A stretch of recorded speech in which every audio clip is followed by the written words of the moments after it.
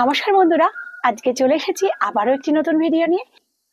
পাখির নামে নাম কিন্তু সে ফুল, পাখি ভেবে ধরতে গিয়ে করো না কবুল। বলুন তো সেটা কিসের ভিডিও? হ্যাঁ, অতি পরিচিত একটি ফুলের ভিডিও। হ্যাঁ বন্ধুরা, এই সেই বক ফুল। বকের নামে নাম কিন্তু সে ফুল বকফুল, কারণ এটা পকোড়া খায়। প্রথম থেকে আপনাদের একটা কথা বলবো, যে কয়েকটা টিপস দেব, সেগুলো যদি আপনি মেনটেন করে চলেন, ছোট্ট গাছেই ফুল পাবেন।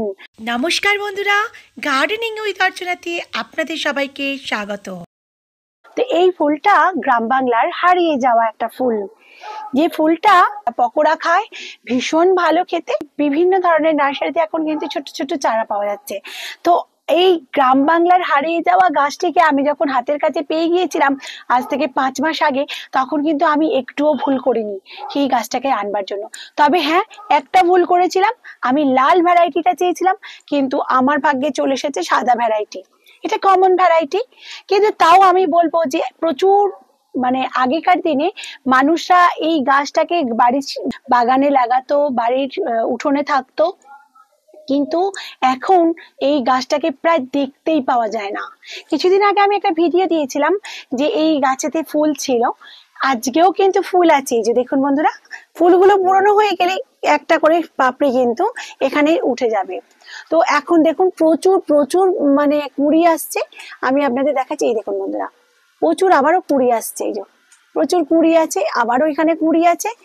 অনেকে যে ভুলটা করে, যার জন্য পাতা পাতা কিন্তু খসে যায়। আর আমার এখানে দেখুন, দেখতে পাচ্ছেন নতুন নতুন কিন্তু ব্রাঞ্চ আসছে, নতুন নতুন ব্রাঞ্চ আসছে, আর পাতা কিন্তু একটাও শোকায়নি। আমি আপনাদের বলবো যে কি কি মেনটেন করলে আপনারা এই গাছটাকে আপনাদের ছাদ বাগান তৈরি করতে পারবেন।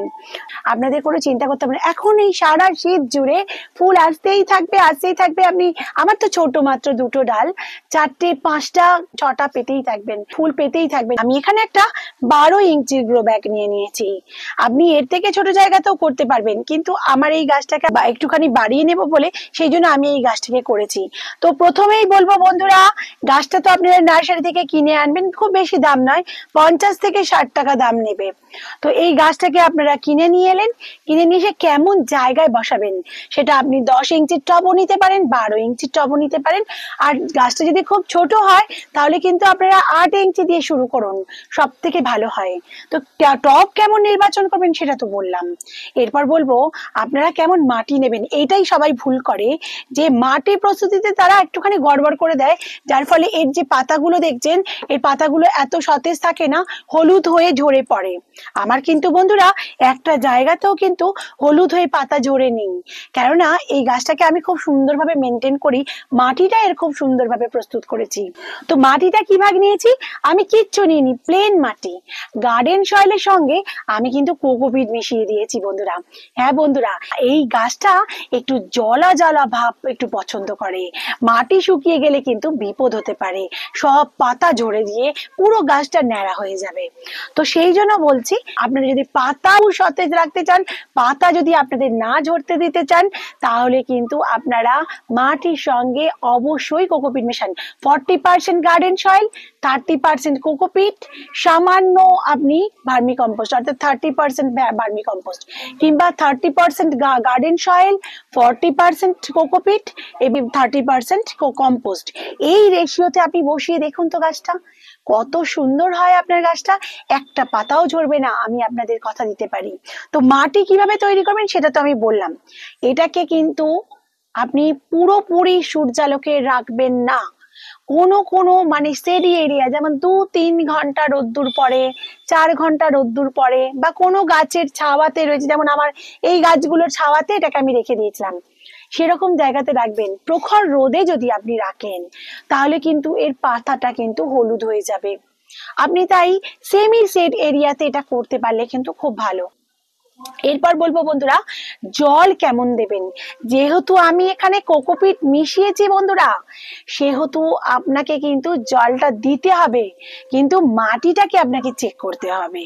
মাটি যেন, এর যেমন মাটিটা খুব একটা ড্রাই হবে না। এই দেখুন বন্ধুরা, আমার মাটিটা দেখুন, আমার মাটিটা কিন্তু গোড়ালে গুড়িয়ে যাচ্ছে, এই মাটিটা গোড়ালে গুড়িয়ে যাচ্ছে, এইরকম ধরনের জল দিতে হবে আপনাকে। অর্থাৎ একদিন একটু বেশি করে জল দিয়ে দিলেন, যেহেতু কোকোপিট আছে এতে জল ধারণ ক্ষমতা বেশি, সেহেতু আপনাকে কিন্তু পরের দিন আর জল না দিলেও চলবে। আর মাটিটা একদম ঝুরঝুরে মতন বানিয়ে নিতে হবে, মাটিটা একদম ঝুরঝুরে থাকবে। আমি আজকে আর জল দেব না, এখানে এখন জল দেব না। তো এরকম মাটি ঝুরঝুরে থাকবে, অথচ ময়েস্ট থাকবে, এইরকম মাটি মাটি হয়ে থাকবে সবসময়। খুব জল কাদা কাদাও করে রাখবেন না, আবার খুব শুকনো রাখলে সে তো গাছের পাতা খসে যাবে। আবার জল দিয়ে জল করে রাখলে বা ড্রেনেজ সিস্টেম যদি আপনি ভালো না করেন, তাহলে মাটিতে জল বসলে কিন্তু এই গাছটা পুরোটাই মরে যাবে। তো এমন মাটিতে তৈরি করুন। এবার বলবো বন্ধুরা, এই যে আগাছা একদম হতে দেবেন না। দেখুন কদিন খাবার দেওয়ার পর আমি এখানে দেখিনি, এই দেখুন আগাছা হয়ে গেছে। সুতরাং লক্ষ্য রাখুন যেন আগাছাগুলোকে আপনি প্রত্যেক দিন বা প্রত্যেক সপ্তাহে একবার করে পরিষ্কার করে দিতে পারেন। তাহলে কিন্তু এর গাছের গোড়াটা যত পরিষ্কার থাকবে তত কিন্তু বায়ু চলাচল করবে। পারলে একটু ওপর ওপর আপনি কোনো নিড়ানি দিয়ে খুঁচিয়ে দিন। আমার দেখুন বন্ধুরা, আমার মাটি যেহেতু ঝুরঝুরে, এমনি কিন্তু এখানে হাতে করে এরকম করে দিলেই কিন্তু মাটিগুলো ভেঙে যাচ্ছে। সুতরাং এরকম ভাবেই আমি মাটি তৈরি করেছি। আপনারা পারলে নিড়ানি দিয়ে একটু মাসে মাসে একটু খুঁচিয়ে দিন, তাহলে বায়ু চলাচলটাও করবে আর খুব ভালো হবে গাছটা। বন্ধুরা এবার আমি বলবো ড্রেনেজ সিস্টেম। যদি গ্রো ব্যাগে বসান তাহলে ড্রেনেজ সিস্টেমের কোনো প্রয়োজন নেই, কিন্তু যদি টবেতে বসান তাহলে কিন্তু ড্রেনেজ সিস্টেমটা অবশ্যই আপনাকে করে নিতে হবে। ড্রেনেজ সিস্টেম যত ভালো করবেন প্রত্যেকটা গাছ কিন্তু খুব ভালো হবে, তাই ড্রেনেজ সিস্টেমটা কিন্তু অবশ্যই করে রাখবেন। এবার বলবো বন্ধুরা, আপনি এখানে কি খাবারটা দেবেন। বন্ধুরা আমি এখানে একটা খাবারের কথা বলবো, সেটা হচ্ছে বায়ো ডিএপি। এই গাছটা কিন্তু আপনি বায়ো ডিএপি যদি দেন, এই গাছটা কিন্তু ওভারঅল গ্রোথ, দেখুন আমি বায়ো ডিএপি দিয়েছিলাম বলে এখানে কিন্তু নিউ নিউ গ্রোথ আসছে, এখানে কিন্তু নিউ নিউ ব্রাঞ্চ বেরোচ্ছে। তাই বায়ো ডিএপিটা অবশ্যই 15 দিনে একবার দিয়ে দেবেন। অল্প এই কটা নিয়ে যদি মাটিতে ছড়িয়ে দেন তাহলে কিন্তু এটা খুব ভালো কাজ করে। আর ফুল আসবার সময় আপনি অবশ্যই বায়ো পটাশটা ইউজ করবেন। আমি কিন্তু মাসের মধ্যে একবার বায়ো পটাশটা ইউজ করেছিলাম, আর তারপরে কিন্তু ঝেপে ঝেপে ফুল আসছে।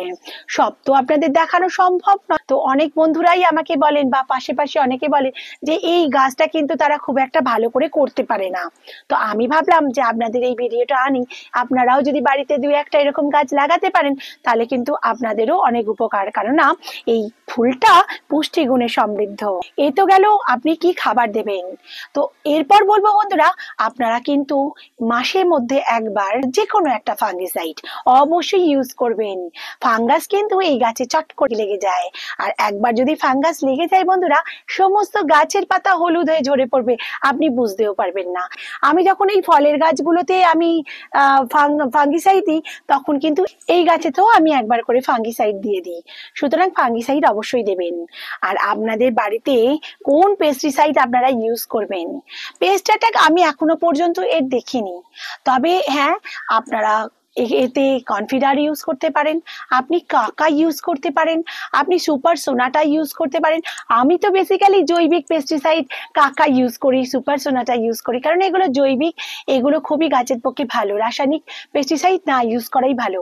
যেহেতু খাবার গাছ, ফুলটা আমি খাবো, সেহেতু এখানে জৈবিক পেস্টিসাইডটাই আপনারা দিতে পারবেন। আর এই দেখুন বন্ধুরা, আপনাদের সামনে কিন্তু আমি এখন এই পুষ্টিগুণে সমৃদ্ধ বক ফুলগুলোকে তুলে নেব।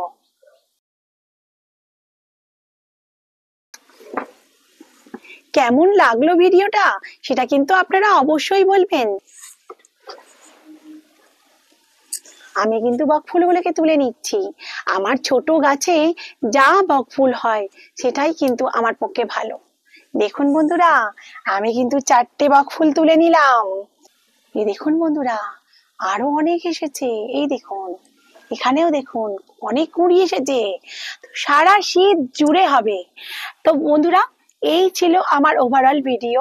গ্রাম বাংলায় হারিয়ে যাওয়া এটা গাছ এখন আপনারা ছাদ বাগানে যদি করেন, আপনাদেরও মনের একটা তৃপ্তি, আর আপনাদের এই পকোড়া খেয়ে সেটা আরো বেশি ভালো লাগবে। সুতরাং এই সুস্বাদু পকোড়া খাওয়ার জন্য আপনারা তো গাছটা বাড়িতে করতেই পারেন।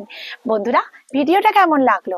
ভিডিওটা যদি ভালো লাগে তাহলে অবশ্যই লাইক, শেয়ার, সাবস্ক্রাইব করে আমার সঙ্গে জুড়ে থাকুন। ভালো থাকবেন বন্ধুরা, সুস্থ থাকবেন। বাই।